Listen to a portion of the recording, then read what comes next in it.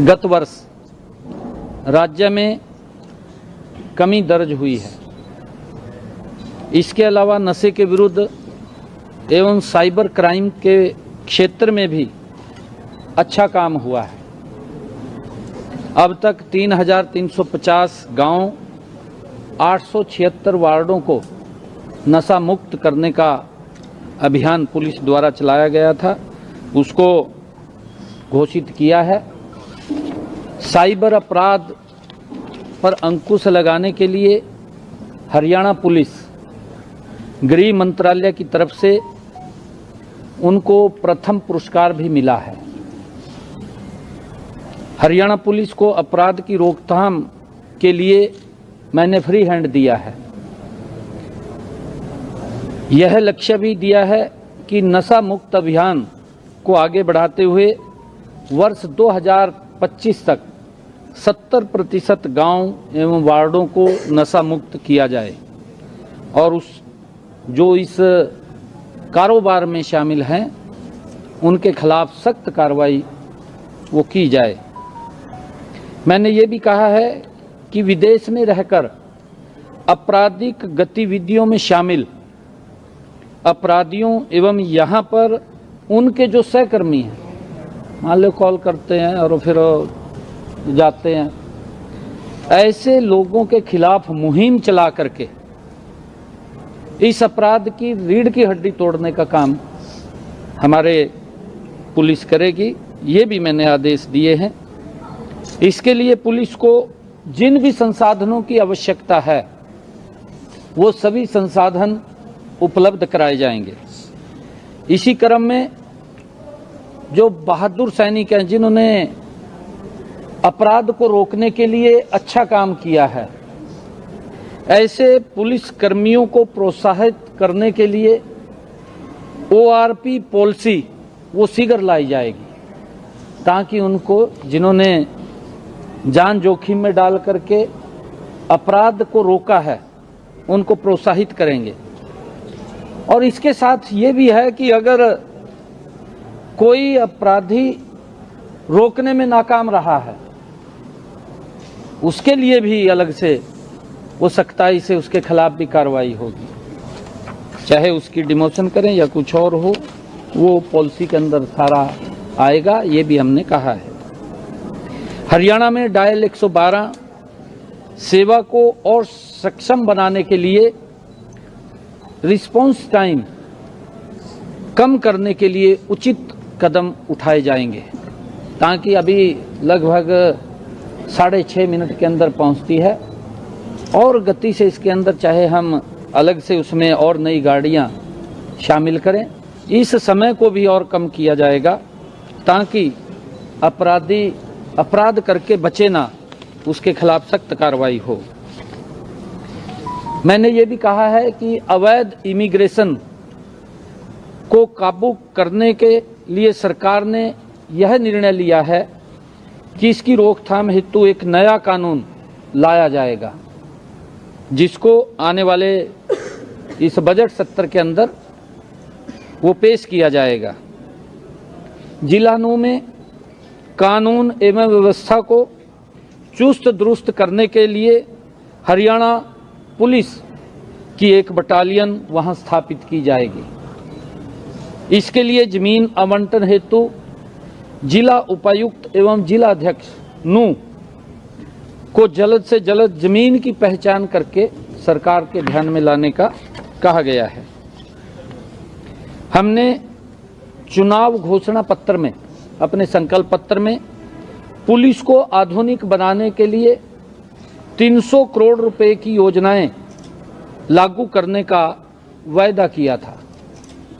इसके लिए पुलिस विभाग को आज आदेश दिए गए हैं कि इसका विस्तृत प्रस्ताव जल्द से जल्द सरकार को भिजवाने को सुनिश्चित करें।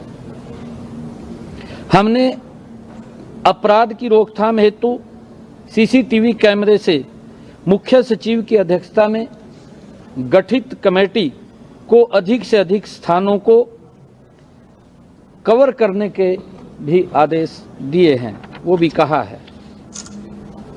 और हरियाणा में क्योंकि क्राइम और कम हो, जिस गति से कम हुआ है इसके अंदर और कमी आए। जो आपराधिक प्रवृत्ति के लोग हैं उनके खिलाफ सख्त कार्रवाई करते हुए उसके ऊपर नकेल कसी जाए।